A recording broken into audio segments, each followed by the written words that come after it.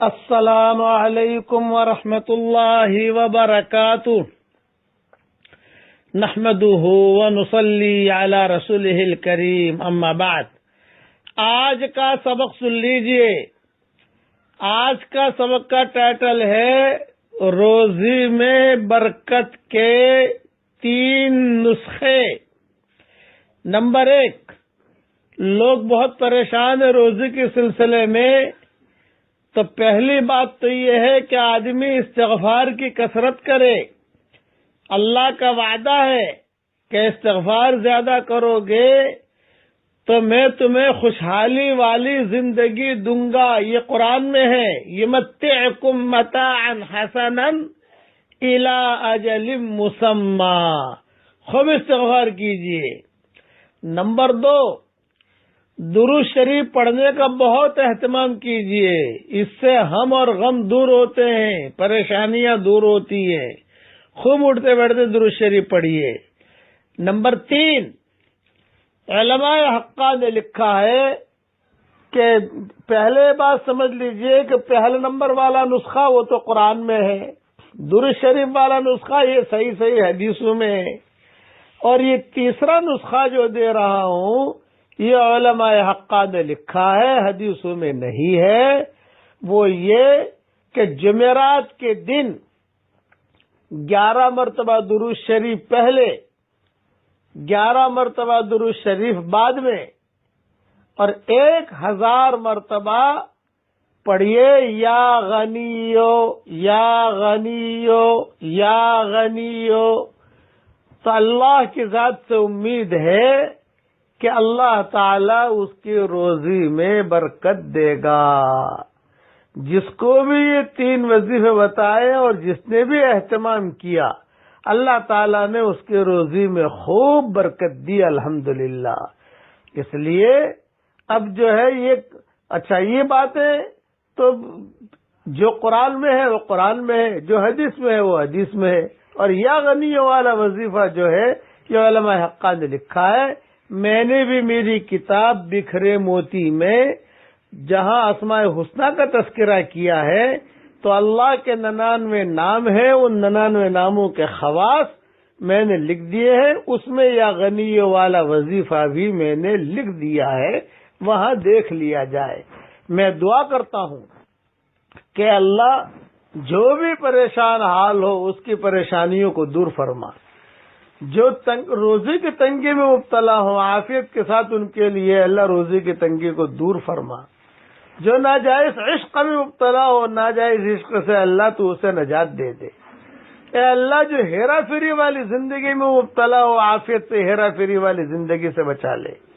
اے اللہ جس نے بھی مجھ سے دعاؤں کے لیے کہا ہو یا دعاؤں کے لیے خطوط میں لکھا ہو، یا جن کا مجھ پر کسی قسم کا حق اور احسان ہو، یا جو ہمیں اپنی دعاؤں میں یاد کرتے رہتے ہوں، یا مائیں بہنیں ہمیں اپنی دعاؤں میں یاد کرتی رہتی ہوں، ہماری ساری دعاؤں میں ان کا پورا حصہ نصیب فرما۔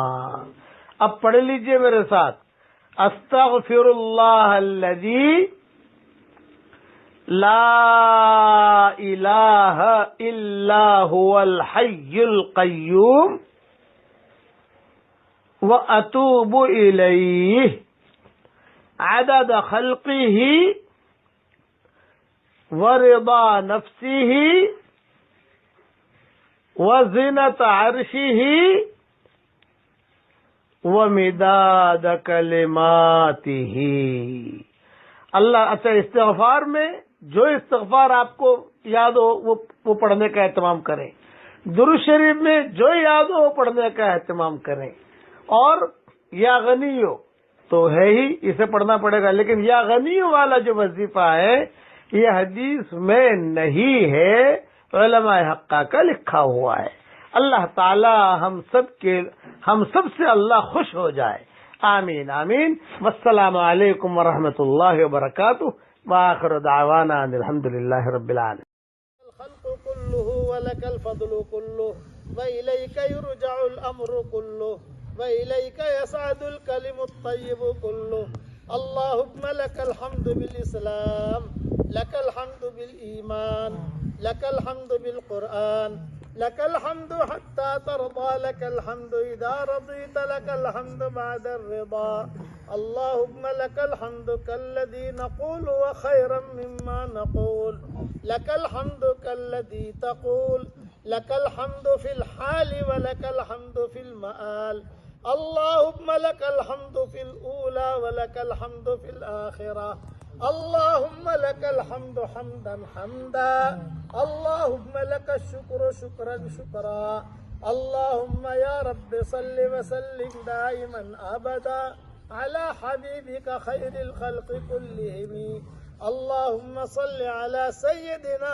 محمد بن عبد الله القائم بحق الله ما ضاق أمر إلا فرجه الله اللهم اغفر لنا ذنوبنا. ایک پوائنٹ بتاتا ہوں لیکن حدیث میں نہیں ہے. مجھے کہتے ہو ڈر بہت لگتی ہے, کروڑوں آدمی سنتے ہیں دنیا بھر میں, لیکن حدیث میں نہیں ہے. لیکن اہل مدینہ کا معمول رہا ہے, چونکہ مدینہ منورہ میں رہتا ہوں نا, جب بھی کوئی پریشانی آوے کچھ بھی آوے تو آدمی جو ہے شہداء احد کے پاس جاوے, ان کو سلام کرے اور اللہ سے دعا مانگے. بہت مجرب چیز ہے. شہداء احد سے تو مانگنا نہیں ہے بھائی, نبی سے تو مانگا نہیں جاتا. میں تو کلیئر کرتا ہوں نا, مانگنا کس سے ہے بھائی؟ اللہ سے. دینے والا کون ہے؟ اللہ. لیکن وہ جگہ اسی ہے جہاں یہ لوگ دفن ہے کہ وہاں آدمی کی دعا قبول ہوتی ہے. آدمی اللہ سے مانگے کہ اللہ پاک سلام تو میں ان کو کر رہا ہوں, سلام تو کسی کو بھی کر سکتے ہو, مغفرت کی دعا کسی کو بھی کر سکتے ہو, لیکن یہ کہ اللہ سے مانگے کہ اللہ میری فلاں پریشانی ہے تو میری پریشانی دور کر. خاص طور سے جن کے نکاح نہیں ہوتے وہاں جا کر دعا مانگتے ہیں, نکاح ہو جاتے ہیں ان کے. چونکہ مدینہ منورہ میں رہا تو وہ لوگ ملتے ہیں نا, ہمارے بیانات ہوتے ہیں, یہ ہوتے ہیں, جاتے ہیں, آتے ہیں, آ جاتے ہیں. تو انہوں نے یہ سفر میں سنا ہے مجھے, یہ کہا کہ اب جب کوئی بھی ایسا ہو تو ہم بھیج دیتے ہیں, جب سلام کریں ان کو, لیکن دعا مانگ اللہ سے. ہمیشہ یاد رکھنا, ہم سلام تو کریں گے حضور صلی اللہ علیہ وسلم کو, لیکن مانگیں گے اس سے بھائی؟ دینے والا کون ہے؟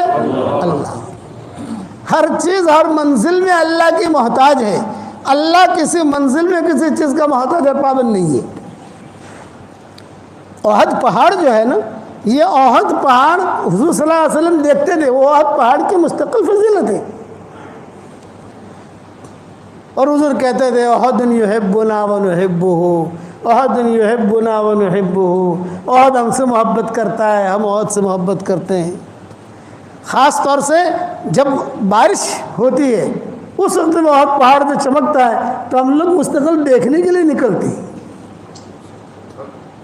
بارش سونے کی طرح چمکتا ہے وہ, جب بارش خوب گرتی ہے اور احد پہاڑ کو تو عرب لوگ سب دیکھنے کے لیے آتے ہیں کہ یار کیسا چمک رہا ہے.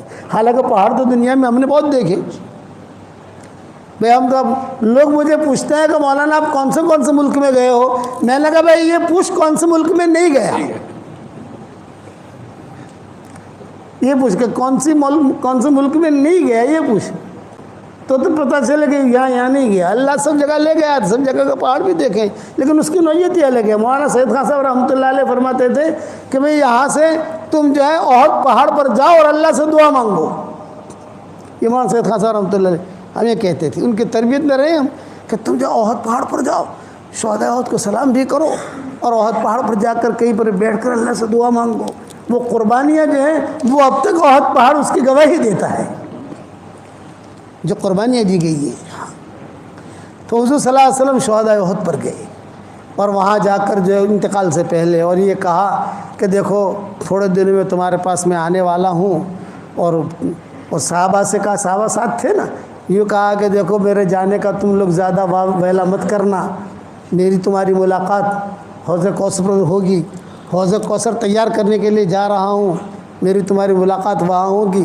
جب صحابہ لے کر چلے تو حضور نے فرمایا میرے بھائیوں کو میرا سلام کہنا.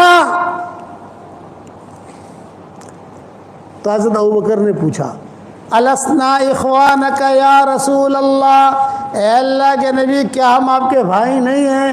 آپ نے فرمایا اللہ تم میرے بھائی نہیں ہو, بل انتم اصحابی, تم میرے ساتھی ہو. میرے بھائی بہنیں تو وہ ہیں جنہوں نے مجھے دیکھا نہیں ہے اور میری بات پر لبیک کہہ کے کھڑے ہو جاتے ہیں. ہم لوگ حضور کے بھائی بہن ہیں. کسی نبی نے اپنے امتی کو بھائی بہن نہیں بنایا ہے، حضور نے بھی اپنا بھائی بہن بنایا محبت میں.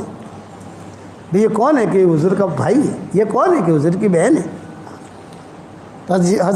حضرت ابوبکر نے پوچھا السنا اخوانک یا رسول اللہ، کیا ہم آپ کے بھائی بہن نہیں؟ آپ نے فرمایا اللہ، میرے بھائی بہن تو وہ ہیں جنہوں نے مجھے دیکھا نہیں ہے، بعد میں آئیں گے، اللہ رسول ہماری باتیں سنیں گے، قدم اٹھائیں گے، کام کریں گے. ہم نے حضور کو دیکھا نہیں ہے، لیکن جو حضور باتیں بتاتے ہیں فوراً عمل کرتے ہیں ہم، کیونکہ نبی نے بتایا ہے. اب واپسی میں حضور صلی اللہ علیہ وسلم کی جب باریاں ہوتی تھی امہات المومنین کی، تو جب احد سے واپس آ رہے ہیں انتقال سے پہلے، تو آپ کی باری تھی حضرت میمونہ کے گھر میں. تو حضور صلی اللہ علیہ وسلم نے اب امہات المومنین کو جمع کیا اور جمع کر کے کہا کہ بھئی دیکھو، باری تو ہے آج میمونہ کی، لیکن میری خواہش یہ ہے کہ اب میری طبیعت ٹھیک نہیں ہے، آخری دن چل رہے ہیں، تو اگر خوشی کے ساتھ تم سب اجازت دے دو تو میں عائشہ کے پاس رہوں. خوشی سے اجازت دو، ایک رات کی باری ہوتی تھی نا. ہاں، تو سب ماؤں نے کہا کہ نہیں، آپ جس میں آپ کو خوشی ہے. تو حضرت عائشہ کی وہاں حضور نے قیام کیا، یہ آخری دن گزر رہے ہیں. اور جب حضرت عائشہ کا وہاں قیام کیا تو ایک دم سے قیام ہوا نا. بھی باری تھی کہاں؟ حضرت میمونہ کے وہاں. تو انہوں نے تیاری کر رکھی تھی، بستر کی، کپڑوں کی، جو بھی ترتیب ہوتی ہے رکھی تھی. لیکن اب یہ تو بالکل فیصلہ پلٹ گیا کہ بھائی تم اجازت دو تو میں عائشہ کے پاس رہوں، لیکن میری دوائیں بھی جانتی ہے، وہ میری خدمت بھی کرتی ہے. خدمت تو سب کرتی ہیں، لیکن یہ کہ میری خواہش ہے کہ میرے دن آخری وہیں گزرے سب. اب یہاں جو ہے حضرت عائشہ نے کوئی تیاری تو کی نہیں تھی. بات سمجھ میں آ رہی نہیں آ رہی؟ یہ مضمون بہت لمبا ہے، 5 گھنٹے کا یہ مضمون ہے جو مجھے 8:25 کو ختم کرنا ہے. کہ بھی حضرت عائشہ نے تیاری تو کی نہیں تھی. تو ساری ماؤں نے کہا کہ عائشہ جلدی جلدی تمہیں جو چیز کی ضرورت ہو ہم مہیا کر دیتے ہیں. کھجور کی ضرورت ہے کھجور لے آتے ہیں، دودھ کی ضرورت ہے دودھ لے آتے ہیں، اور خالتے میں اشارہ کر دینا ہم لے آئیں گے. یعنی دوسرے ماؤں نے مدد کی کمرہ صاف کرانے میں.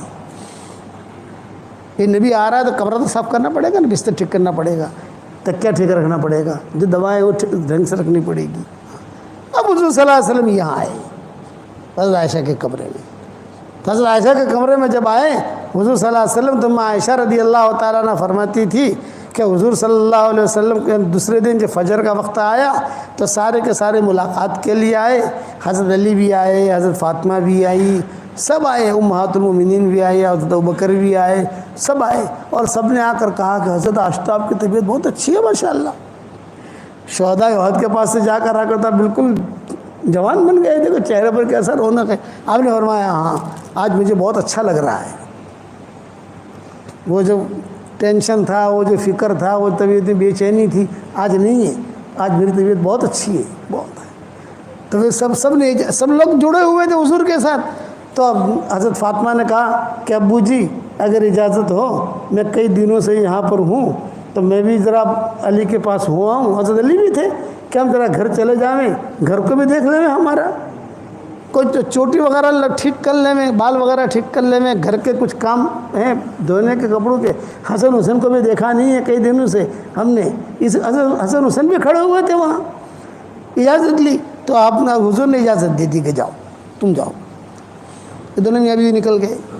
حسن حسین تھے، آپ نے ان کو پیار کیا، آؤ تم بھی جاؤ. ماشاءاللہ یہ بھی کھیلتے کھلتے نکل گئے. اب حضرت ابوبکر آئے. حضرت ابوبکر نے آ کر کہا کہ حضرت میں جو ہے کئی دنوں سے یہاں ہوں، آج آپ کی طبیعت ماشاءاللہ مجھے بہت اچھی لگ رہی ہے، تو میں بھی بنت خارجہ کے پاس ہوا ہوں. بنت خارجہ ان کی دوسری بیوی کا نام تھا جو عوالی میں رہتی تھی. ایک بیوی یہاں رہتی تھی حضور صلی اللہ علیہ وسلم کے قریب کہیں، اور ایک بیوی رہتی تھی بنت خارجہ، اس کا نام تھا. یہ رہتی تھی عوالی میں. آج کل ہم جہاں رہے ہیں عوالی میں، وہاں ان کا مکان تھا. وہاں سے پیدل جانا ہو تو 20-25 منٹ پیدل کے لگتے ہیں وہاں. میں وہاں ہوا ہوں، کئی دنوں سے گیا نہیں ہوں. آپ نے فرمایا ہاں میری طبیعت اچھی ہے. حضرت عمر وہاں کھڑے تھے تو حضرت عمر نے مانگی نہیں اجازت، لیکن حضرت علی نے اجازت مانگ لی، امہات المومنین نے اجازت مانگ لی، سب نے. یہ فرمایا کہ حضرت ہمارے مکان بھی ایسے ہی ہیں ہم نے چوٹیاں بھی ٹھیک نہیں کی ہیں, کپڑے بھی ایسے ہی رکھے ہوئے ہیں. اب تو عائشہ ہے آپ کے پاس یہاں خدمت کے لیے, ہم بھی اپنا کام نمٹا لیں. آپ نے سب کو اجازت دے دی. حضرت عمر کھڑے تھے, حضرت عمر نے کہا تھا میں جانے کا نہیں, میں نہیں جانے کا, میں نہیں جانے کا. حضرت عائشہ سے کہا میں باہر کھڑا ہوں, کوئی بھی ضرور, میں بیٹھا ہوا ہوں باہر گھر کے, کوئی بھی ضرورت ہو تمہیں یا کوئی حاجت ہو, کوئی بھی چیز لانی ہو تو صرف کھٹ کھٹ کرنا, میں آ جاؤں گا. حضرت عمر نہیں گئے, حالانکہ ان کی بھی ایک دو بیویاں تھیں. حضرت عمر کہتے تھے مجھے کھٹک تھی, میں نے اجازت مانگی ہی نہیں. حالانکہ حضور نے کہا کہ تم بھی جانا چاہو کسی جگہ, میں باہر ہوں. یہ سب چلے گئے. اس کے بعد حضرت عائشہ کہتی تھی کہ حضور صلی اللہ علیہ وسلم نے مجھ سے مسواک مانگا, مسواک دو. تو مسواک تھا میرے پاس, اس کو میں نے اپنے دانتوں سے ٹھیک ٹھاک کر کے حضور صلی اللہ علیہ وسلم کو دیا. تو حضور نے وہیں لیٹے لیٹے, پھر حضور نے کہا کہ عائشہ تھوڑا سا تم میرے پیچھے بیٹھ جاؤ, میرے پیچھے, اور میں تمہارے اس پر ایسا ٹیک لگا کہ تھوڑا سوں, تھوڑا بدن تھوڑا اوپر رہے تو مجھے سانس لینے میں تکلیف نہ ہوگی. حضور صلی اللہ علیہ وسلم نے جو ہے مسواک بھی کیا. اور حضرت عائشہ جو ہے وہ ٹیک کہتی تھی, میں دبلی پتلی تھی, میں جو ہے حضور صلی اللہ علیہ وسلم میں پیچھے بیٹھ گئی. حضور صلی اللہ علیہ وسلم نے جو ٹیک لگایا, بس ٹیک لگا کر حضور صلی اللہ علیہ وسلم دیکھنے لگی. اب میں گھبرائی, میں اکیلی ہوں, سارے تو چلے گئے, سب حضرت فاطمہ چلے گئی, حضرت علی چلے گئے, ابوبکر چلے گئے, سب بڑے بڑے لوگ جو تھے وہ چلے گئے سب. لیکن اتنا میرے دل میں تھا کہ عمر ہے یہاں باہر بیٹھ, عمر ہیں, اتنا میرے دل میں تھا. حضور صلی اللہ علیہ وسلم جو ہے وہ بس صرف دیکھتے رہے, یہاں تک کہ آپ صلی اللہ علیہ وسلم کی گردن جو ہے یوں لڑکی. یہ حضرت عائشہ کی تھی. اور آپ کے منہ مبارک سے لعاب مبارک جو ہے وہ نکلا اور میرے ہنسلی کے گھڑے میں آ کر گرا. ہنسلی کا گھڑا تو سمجھتے ہو نا, ہنسلی کے گھڑے میں آ کر گرا.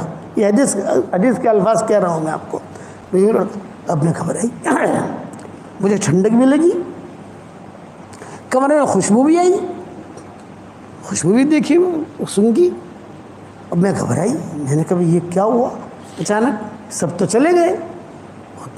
تو میں آہستہ آہستہ آہستہ پیچھے ہٹی, پیچھے ہٹی اور حضور صلی اللہ علیہ وسلم کو کہتی رہی یا رسول اللہ, یا رسول اللہ, یا رسول اللہ.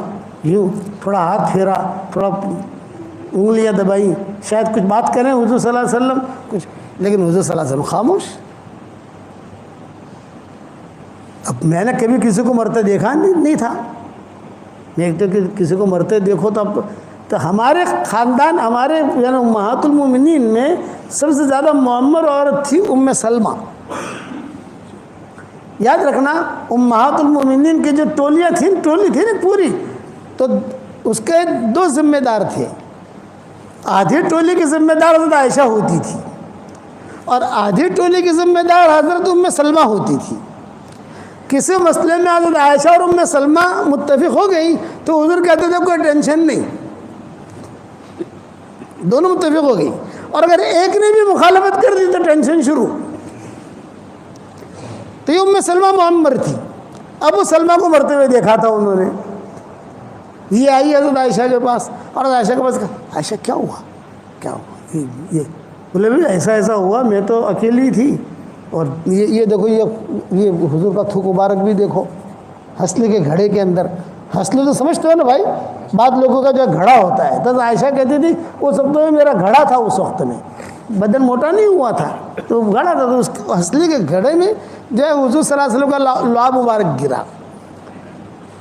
تو حضرت ام سلمہ نے کہا عائشہ کوئی ہے نہیں یہاں, مرد گنے حضرت عمر ہیں, حضرت عمر مجھے کہہ گئے ہیں, باہر کھڑے ہیں وہ حضرت عمر. تو حضور کا تو انتقال ہو گیا ہے. یہ ام سلمہ نے کہا کہ موت ایسی ہی آتی ہے.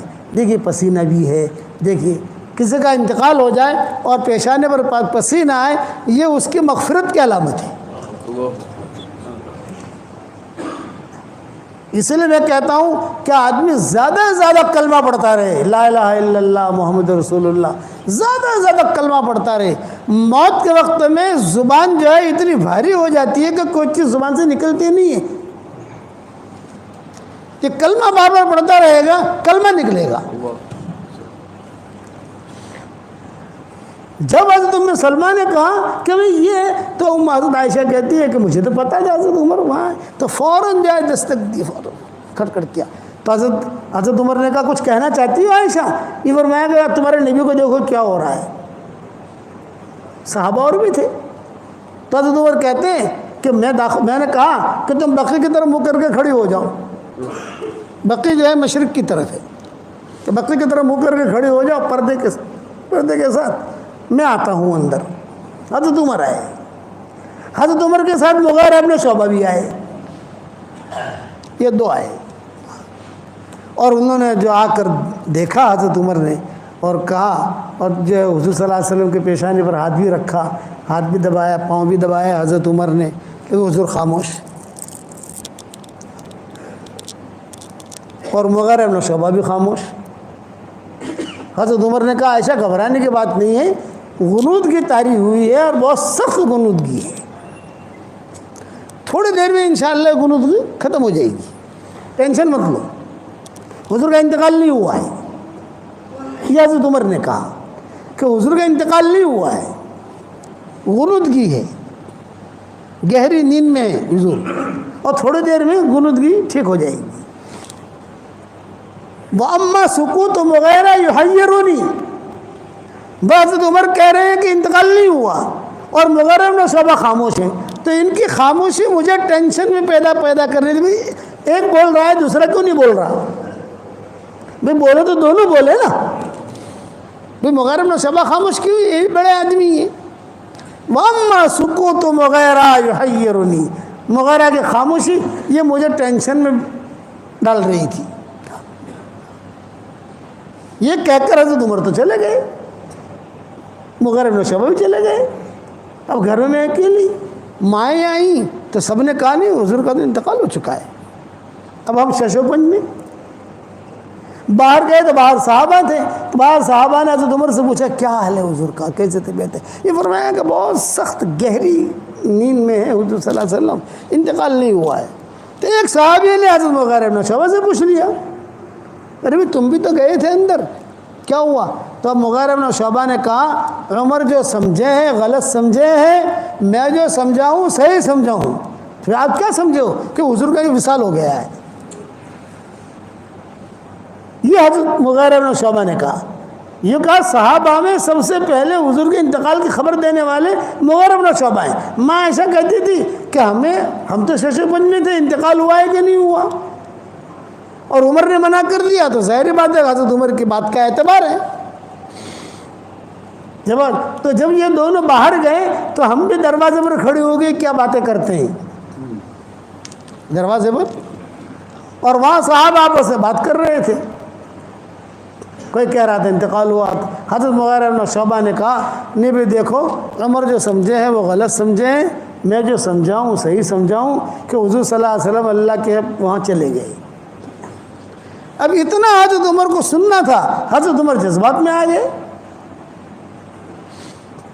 یہ فرمایا خبردار، جس نے کہا کہ حضور کا انتقال وہ اپنا انتقال سمجھ لے، تلوار نکال لی، حضور کا انتقال ہونا ہی نہیں ہے۔ ابھی تو کتنے کام باقی ہیں یہودیوں کے، بے ایمانوں کے سارے دنیا میں دین پھیلنا ہے، یہ باقی ہے، یہ باقی ہے، یہ باقی ہے، یہ باقی ہونا ہی نہیں ہے۔ ابھی وقت مرے جائیں گے دنیا سے، لیکن ابھی نہیں، ابھی حضور کا انتقال نہیں ہوا ہے۔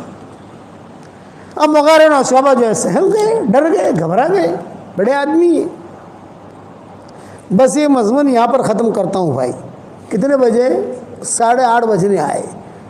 یہ مضمون انشاءاللہ بعد میں پتہ نہیں کیسے شروع ہوا ہے، یہ مضمون بعد میں سنائیں گے، ہمیں ہمارا 2 گھنٹے کا سفر بھی ہے بھائی۔ اب آپ لوگ اب جب بھی اللہ مجھے دوسری مرتبہ لائے تو خالی یہاں تک کہنا یہاں تک کہا تھا تم نے، تو بعد میں آگے بیان کریں گے انشاءاللہ۔ اتنا لمبا مضمون ہے، پھر کیسے حضور کا انتقال ہوا، پھر کیسے جو ہے جنازے کی نماز پڑھی گئی، سب کیا۔ میں تو آپ حضرات سے ایک درخواست کرتا ہوں میں آپ سے کچھ ہدیہ لینے آیا ہوں, مجھے ہدیہ دو گے بھائی؟ دیکھو آواز ڈھیلی پڑ گئی. ارے ہدیہ دو گے کہ نہیں دو گے؟ دیکھو ہم چندہ نہیں مانگتے, میرا کوئی مدرسہ نہیں ہے, کوئی چندہ نہیں مانگتا, لیکن ہدیہ ضرور مانگتا ہوں. دو گے بھائی بتاؤ؟ بس میری درخواست یہ ہے کہ جب بھی میرے سبق سنو یا جب بھی میرے بیانات سنو, میرے لیے دعا کر دینا. اتنا تو کرو گے کہ نہیں؟ ایک بات یہ ہوگی. دوسری بات یہ ہے کہ میں آپ کو ہدیہ دینے آیا ہوں, 10 مرتبہ سورہ اخلاص پڑھ لو تو جنت کے اندر ایک محل تیار ہو جاتا ہے. آج کل میرے شاگردوں کو کہتا ہوں 313 مرتبہ سورہ اخلاص پڑھنے کی عادت ڈالو, 31 بنگلے جنت میں تیار ہو جائیں گے انشاءاللہ. اور کوئی انکم ٹیکس والا آپ کو فون نہیں کرے گا. تمہارے 20 نگر میں تو انکم ٹیکس والے بہت آتے ہیں نا کہ بھائی صاحب تم تو اتنے پیسے کہاں سے لائے تم. 313 مرتبہ سورہ اخلاص پڑھنے کی عادت ڈالو تو انشاءاللہ 31 بنگلے جنت میں تیار ہو جائیں گے, اور 104 مرتبہ قرآن شریف پڑھنے کے برابر اللہ ثواب دے گا. ایک ہدیہ تو یہ ہے. دوسرا ہدیہ یہ ہے 313 مرتبہ درود شریف پڑھو, شارٹ والا درود شریف, صلی اللہ علیہ وسلم صلی اللہ علیہ وسلم صلی اللہ علیہ وسلم 313 مرتبہ. تیسرا ہدیہ ہے 313 مرتبہ استغفار پڑھو, اللہم اغفر لی اللہم اغفر لی اللہم اغفر لی, جلدی پورا ہو جائے گا انشاءاللہ. اور چوتھا ہدیہ اب نیا شروع کیا ہے, 100 مرتبہ سورہ فاتحہ پڑھنے کی عادت ڈال دو. جتنی دعائیں قرآن حدیث میں آئی ہیں سب سے اہم اور جامع دعا سورہ فاتحہ میں ہے. تو 100 مرتبہ وہ 4 ہدیے سمجھ گئے بھائی.